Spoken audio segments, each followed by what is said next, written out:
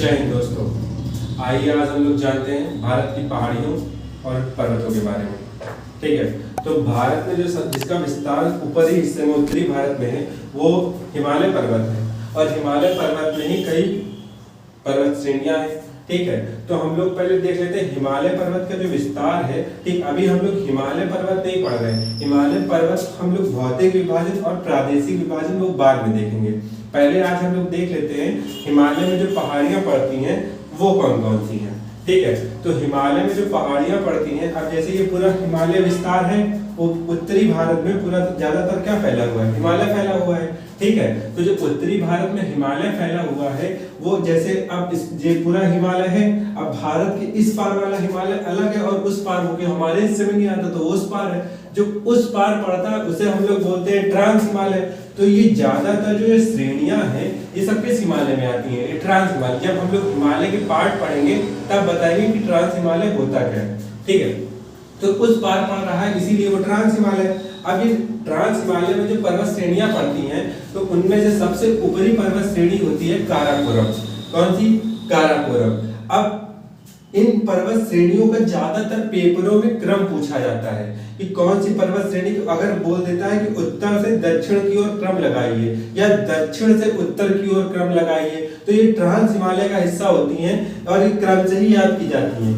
काराकोरम, लद्दाख, जास्कर और ये पर्वत श्रेणी आ रही है पीर पंजाल और उसके नीचे आ रही है धौलाधर। ठीक है, और उसके नीचे आती है शिवालिक। लेकिन जो ट्रांस हिमालय में आती हैं वो यही चार ये आती हैं, काराकोरम, लद्दाख, जास्कर और पीर पंजाल।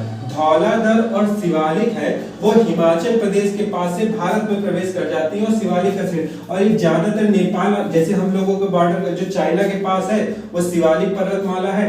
ठीक है, तो किसके पास है? चाइना के पास है। मैप छोटा है इसीलिए हमने इसको भारत में बना दिया है। ठीक है, आपको समझने के लिए। ठीक, तो पर्वत श्रेणियों का क्रम आप याद रखिएगा, उत्तर से दक्षिण की ओर काराकोरम, लद्दाख, जास्कर, पीर पंजाल, ये ट्रांस हिमालय का हिस्सा है। और उसके बाद धौलाधर और शिवालिक, इनका क्रम याद रखिए उत्तर से और दक्षिण की ओर। ठीक है, ये पूछा जाता है। अब जैसे भारत में प्रवेश करते हैं तो भारत के जो ऊपरी हिस्से में प्रवेश करते हैं, अब जैसे हम लोग केटू देखते हैं, राकापोसी देखते हैं, तो ये सब ट्रांस हिमालय में, जैसे काराकोरम पर्वत श्रेणी है तो काराकोरम पर्वत श्रेणी में ही हम लोग की सबसे ऊंची चोटी आ जाती है। कौन सी? केटू पर्वत। ठीक है, केटू का नाम है गार्डविन ऑस्टिन। वो कहाँ पे पड़ जाता है? जैसे केवल केटू, बहुत सारी पर्वत श्रेणियां हैं तो सबसे ऊंची चोटी कौन सी है? केटू है, जिसको हम लोग बोलते हैं गार्डविन ऑस्टिन। और उसी के पर्वत के पास ही लद्दाख उसके नीचे पड़ता है, तो लद्दाख की सबसे ऊंची चोटी हो जाती है राकापोसी। कौन सी? राकापोसी। ऐसे भी क्वेश्चन पूछा जाता है कि खड़े ढाल वाली, ठीक है, खड़े ढाल वाली सबसे ऊंची चोटी कहां पर है? तो लद्दाख पर्वत श्रेणी में है और वो कौन सी है?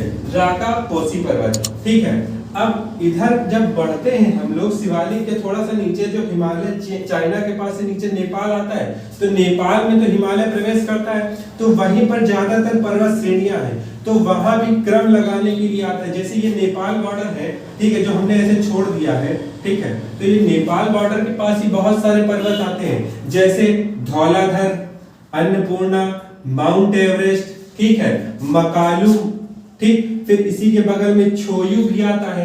ठीक है, तो इनका क्रम पूछा जाता है कि पश्चिम से पूर्व की ओर कौन सा पर्वत है। ठीक है, तो सबसे पहले धौलाधर, धौलाधर, फिर उसके बाद धौलाधर के बाद अन्नपूर्णा, अन्नपूर्णा के बाद माउंट एवरेस्ट, माउंट एवरेस्ट के बाद मकालू, मकालू के बाद छोयू। ठीक है, तो ये पर्वत श्रेणियां पड़ती हैं यहाँ पे नेपाल में। अब जैसे भारत में ही एक सबसे ऊंची पर्वत श्रेणी है जो सिक्किम के पास पड़ती है और हिमालय का हिस्सा है, तो सिक्किम के पास जो पड़ती है वो कौन सी है? कंचनजंगा। कौन सी है? कंचनजंगा। अब देखिए क्वेश्चन ये बनता है कि भारत की सबसे ऊंची चोटी कौन सी है? तो भारत की सबसे ऊंची चोटी गार्डविन ऑस्टिन या केटू, और भारत में सबसे ऊंची चोटी कौन सी है? कंचनजंगा। क्यों? क्योंकि ये जो केटू है वो अभी पीओके का क्षेत्र है, पाकिस्तान के पास है, लेकिन हम लोग मानते हैं, इसीलिए भारत की सबसे ऊंची चोटी किसको लगाते हैं? लेकिन भारत में सबसे ऊंची चोटी कौन सी है? तो कंचनजंगा है। अब आइए बढ़ते हैं थोड़ा सा आगे, हिमालय के नीचे उतरते हैं। ठीक है, अगर हिमालय का विस्तार देखें तो ऊपर के साइड जितने भी राज्य पड़ते हैं, जैसे जम्मू कश्मीर है, लेह लद्दाख है, ठीक है, पंजाब है, हिमाचल प्रदेश है, वहां तक उत्तराखंड, यहाँ पर हिमालय का विस्तार है। जैसे उत्तर प्रदेश में हिमालय की कोई भी चोटी नहीं आती, हिमालय उत्तर प्रदेश मैदानी भागों में आ जाता है। ठीक है, तो याद रखिएगा, ये भी क्वेश्चन पूछा गया है कि हिमालय का विस्तार क्या उत्तर प्रदेश में है, या हिमालय की कुछ चोटियां उत्तर प्रदेश में भी आती हैं, तो हिमालय की कोई भी चोटी उत्तर प्रदेश से नहीं छूती है। ठीक है, क्योंकि वो मैदानी भागों में आ जाता है। अब आगे बढ़ते हैं। ठीक है, तो अरुणाचल प्रदेश के पास हमें दो चोटियां देखने को मिलती हैं, एक डाफला चोटी और दूसरी मिसमी चोटी। तो आपसे ये भी सबसे पश्चिमी चोटी आई, या फिर यहाँ पर एक नंगा पर्वत भी पड़ता है। ठीक है, यहीं पर नामचा वर्मा पर्वत भी पड़ता है। ठीक है, यहीं पर नामचा वर्मा पर्वत, और जो सबसे पूर्वी सीमा बनाता है भारत की, ठीक है, नामचा वर्मा पर्वत। और यहीं पर दो पहाड़ियां हैं अरुणाचल प्रदेश की, कौन कौन सी? डाफला। आपसे डायरेक्ट क्वेश्चन ये भी पूछा जा सकता है कि कौन सी पहाड़ी किस राज्य में है। ठीक है, तो डाफला पहाड़ी अरुणाचल प्रदेश में, मिसमी पहाड़ी अरुणाचल प्रदेश में। ठीक, और उसी के पास नागालैंड पड़ता है, क्योंकि इनका क्रम मिलाने के जो पहाड़ी पूछी जाती हैं तो उनमें मैचिंग में पूछा जाता है कि ये पहाड़ी किस राज्य में है। ठीक है, तो नागालैंड में एक पूरी पहाड़ी है नागा, और दूसरी उसी के पास है पटकोईबुम, तो इसीलिए इसको हम लोग बोलते हैं नागा पटकोईबुम। कहां पर है? नागालैंड में। अब उसके नीचे कुछ हिस्सा पड़ता है, आप अगर मैपिंग देखे होंगे तो वहां पर नीचे हिस्सा पड़ता है असम का। तो असम में एक पहाड़ी है, कौन सी?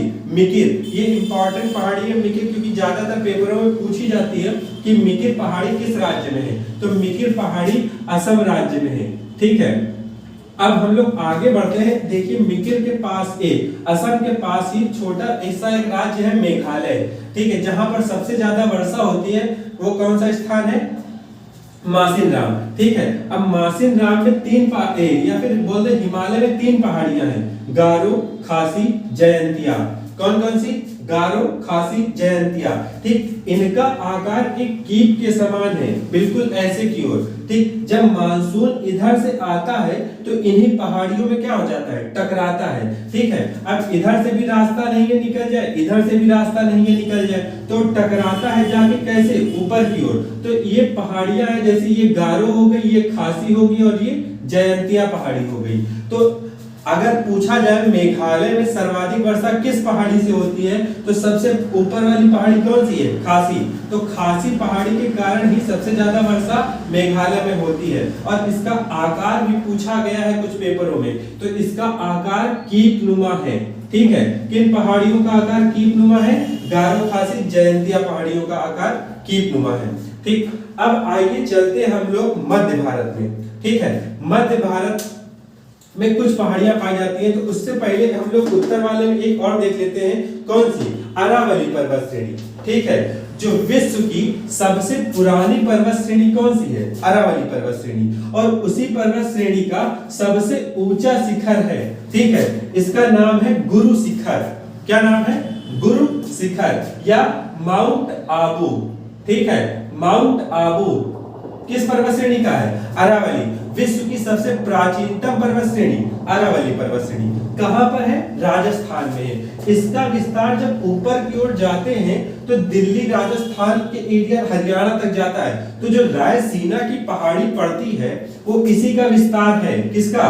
अरावली पर्वत श्रेणी का। जो हम लोग के राष्ट्रपति बैठते हैं, कहां पर बैठते हैं? रायसीना की पहाड़ी पर बैठते हैं। ठीक है, तो रायसीना की पहाड़ी कहां पर पड़ती है? दिल्ली में। ठीक है, और वो किसका विस्तार है? अरावली पर्वत श्रेणी का विस्तार है। अब मध्य भारत में हम लोग देखते हैं एक पर्वत पड़ता है विंध्य पर्वतमाला। ठीक है, जो उत्तर भारत को दक्षिण भारत से अलग करने वाला पर्वत है, कौन सा? विंध्य पर्वतमाला। ये इसका विस्तार भी राजस्थान, मध्य प्रदेश और कुछ इधर वाले इलाकों में जाता है। ठीक है, बिहार तक नहीं जाता, छत्तीसगढ़, झारखंड के पास तक ही रहता है। ठीक है, तो विंध्य पर्वतमाला जब आगे बढ़ती है, ठीक, तो यहाँ पर एक पर्वत पड़ता है कैमूर, जो विस्तार किसका ही है? ठीक है, मध्य प्रदेश के पास। ठीक है, उत्तर प्रदेश और मध्य प्रदेश की जहां पर सीमा छू रही होती है वो किसका विस्तार है, कैमूर। और जब इधर छत्तीसगढ़ के पास एक पहाड़ी पड़ती है, ठीक, छत्तीसगढ़ जैसे यहाँ पर है, ठीक, ये तो अब आप बोलेंगे ये पश्चिम बंगाल के पास चला गया, ठीक, हम बोल रहे मैप मेरा छोटा है इसीलिए हम बता रहे हैं, ठीक है। छत्तीसगढ़ के पास ही एक पहाड़ी पड़ती है, पारसनाथ की पहाड़ी, ठीक है। पारसनाथ की पहाड़ी किसका विस्तार है, विंध्य पर्वतमाला का विस्तार है। और दूसरा, एक बार क्वेश्चन भी पूछा भी गया था, ठीक है, कि पारसनाथ पहाड़ी किस लिए फेमस है, तो वो जैन मंदिरों के लिए फेमस है, ठीक है, पारसनाथ की पहाड़ी। ये समझ में आया। अब आगे बढ़ते हैं, तो विंध्य पर्वतमाला के नीचे ही एक पहाड़ी है, सतपुड़ा पहाड़ी, ठीक, ये मध्य प्रदेश और गुजरात में होती है या छत्तीसगढ़ से होते हुए जाती है, ठीक है, छत्तीसगढ़, मध्य प्रदेश, गुजरात, ठीक है। तो यहाँ पर इसका विस्तार है किसका, सतपुड़ा पर्वत श्रेणी का। अब जो सतपुड़ा पर्वत श्रेणी है, इसी के पास एक पर्वत है मैकाल पर्वत, ठीक है, मैकाल पर्वत ये पड़ता है, जो ऊपर से बंद कर दे रहा है विंध्याचल और सतपुड़ा, ये बंद कर दे रहा है। तो विंध्याचल और जो मैकाल पर्वत है, इन दोनों को बंद कर दे रहा है। मैकाल पर्वत का सबसे ऊंचा स्थान है अमरकंटक, ठीक है, कौन सा है, अमरकंटक। आप जानते होंगे जब मैंने नदियां पढ़ाया था, ठीक है, तो नदियों में बताया था कि जो सोन नदी है, जो दक्षिण भारत से जाती है उत्तर भारत की ओर, दक्षिण से उत्तर की ओर जाती है, ठीक है, जो सोन नदी है वो किस पर्वत श्रेणी से निकलती है, वो मैकाल पठार पड़ता है, जिसे पहाड़ी भी बोलते हैं, ठीक है, वो अमरकंटक तक जाती है, ठीक है। कहां से निकलती है, अमरकंटक से निकलकर उत्तर भारत की ओर जाती है। तो अमरकंटक किस पर्वत श्रेणी का ऊंचा स्थान है, मैकाल पर्वत श्रेणी का, ठीक है। और अमरकंटक से उत्तर की ओर कौन सी नदी जा रही है, सोन नदी, और पश्चिम की ओर आ रही है नर्मदा नदी, ठीक है। तो ऐसे भी क्वेश्चन एक बार पूछा गया था, नर्मदा नदी किन दो पर्वत श्रेणियों के मध्य पड़ती है, तो नर्मदा नदी विंध्य और सतपुड़ा पर्वत श्रेणियों के मध्य पड़ती है, क्योंकि अब ये ना ऊपर जा सकती है ना नीचे आ सकती है, इधर तो बंद ही है, ठीक है, इसीलिए। तो सतपुड़ा नर्मदा नदी किन दो पर्वत श्रेणियों, विंध्य और सतपुड़ा, और मैकाल की सबसे ऊंची चोटी अमरकंटक, ठीक। अब इस सतपुड़ा पर्वत पर भी एक पर्वत पड़ता है, पर्वत है जिसका नाम है महादेव पर्वत, ठीक है, महादेव पर्वत। महादेव पर्वत की भी एक सबसे ऊंची चोटी है, ठीक है, महादेव पर्वत की भी एक सबसे ऊंची चोटी है जिसका नाम है क्या, ये है महादेव पर्वत, ठीक है। और महादेव पर्वत की भी सबसे ऊंची चोटी है कौन सी, धूपगढ़ी, ठीक है।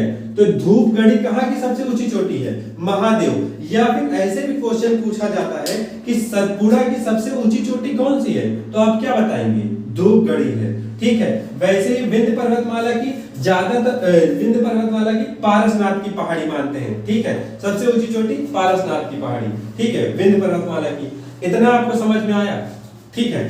अब अजंता के थोड़ा सा नीचे उतरते हैं, तो महाराष्ट्र रीजन में कौन सी पर्वत श्रेणी है, अजंता, ठीक है। तो यहाँ एक क्वेश्चन ये भी बनता है कि अजंता जो पर्वत, अजंता की गुफाएं भी हैं, तो पूर्णतः जो पर्वत है अजंता पर्वत, ये कहां पर पड़ता है, महाराष्ट्र में पड़ता है, ठीक है। तो अजंता पर्वतमाला कहां है, महाराष्ट्र में।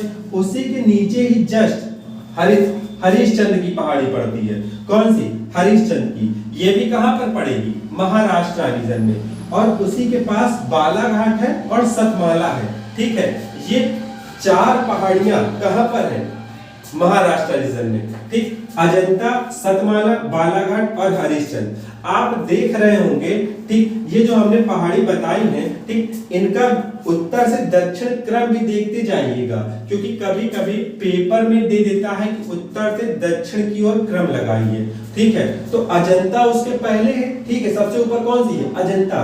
उत्तर से दक्षिण के अगर क्रम में लगाएंगे तो अजंता के बाद आएगी सतमाला, और सतमाला के बाद आएगी बालाघाट, और बालाघाट के बाद आएगी हरिश्चंद्र। तो ये कहां पर पड़ती हैं, ये चारों पहाड़ी महाराष्ट्र रीजन में पड़ती हैं, ठीक। और ये इनका उत्तर से दक्षिण की ओर विस्तार है। अब दो पहाड़ियां हम लोग गुजरात में भी देख लेते हैं, ठीक है। गुजरात में दो पहाड़ियां, एक जो गिर पहाड़ी है, ठीक है, गुजरात की एक पहाड़ी है गिर, जो बब्बर शेर या एशियाई शेरों के लिए प्रसिद्ध है, ठीक है। तो गिर पहाड़ी कहां पर है, गा से गिर और गा से गुजरात, याद रहेगा गिर पहाड़ी। गुजरात में एक और भी पहाड़ी है जिसका नाम है मांडव पहाड़ी, ठीक है। तो आप याद रखिएगा गुजरात में दो पहाड़ियां कौन कौन सी हैं, एक मांडव पहाड़ी है, दूसरी गिर पहाड़ी है। अब इधर जानते हैं जो पश्चिम की तरफ है, ठीक है। अब देखिए इधर आपकी बंगाल की खाड़ी है और इधर अरब सागर है, तो दोनों के पास तट है कि नहीं, तो इधर वाला जो तट होगा उसे कहेंगे, अब जैसे कोई बनारस घाट के पास चले जाओ क्योंकि नदी बह रही है वहां पर, ठीक है, तो वैसे ही इनके पास समुद्र है तो इसीलिए इनको घाट का नाम दे दिया गया। तो इधर वाले का पश्चिमी घाट नाम दिया गया और इधर वाले का पूर्वी घाट नाम दिया गया, ठीक है। तो पश्चिमी घाट को हम लोग एक और नाम से जानते हैं जिसका नाम है सह्याद्री, ठीक है, सह्याद्री पर्वत। सह्याद्री पर्वत कहां पर है, पश्चिमी घाट पर। ये क्वेश्चन टेट में भी पूछा जा चुका है कि पश्चिमी घाट को क्या बोलते हैं, सह्याद्री पर्वत बोलते हैं, ठीक है। वैसे ही पूर्वी घाट का कोई अलग नाम नहीं है, पूर्वी घाट को हम लोग पूर्वी घाट नाम दिया गया है, ठीक है। अब पश्चिमी घाट की जो अब इधर से पश्चिमी घाट और इधर से आ रहा है पूर्वी घाट, दोनों का मिलन स्थल होता है, यहाँ पर एक पर्वत पड़ता है, ठीक है, जिसका नाम है नीलगिरी पर्वत। कौन सा पर्वत, नीलगिरी पर्वत। तो पश्चिमी घाट और पूर्वी घाट का मिलन स्थल किसको बोलते हैं, ठीक है, नीलगिरी पर्वत को क्या बोलते हैं, नीलगिरी। और जैसे ही अरावली की जैसे ऊंची सबसे ऊंची चोटी थी माउंट आबू, वैसे ही नीलगिरी पर्वत की भी सबसे ऊंची चोटी है कौन सी, डोडा बेट्टा। कौन सी है, डोडा बेट्टा। ये दक्षिण भारत की दूसरी सबसे ऊंची चोटी कौन सी है, डोडा बेट्टा। किस पर्वत श्रेणी पर है, नीलगिरी पर्वत श्रेणी पर है। इतनी जानकारी आपको ही, ठीक है।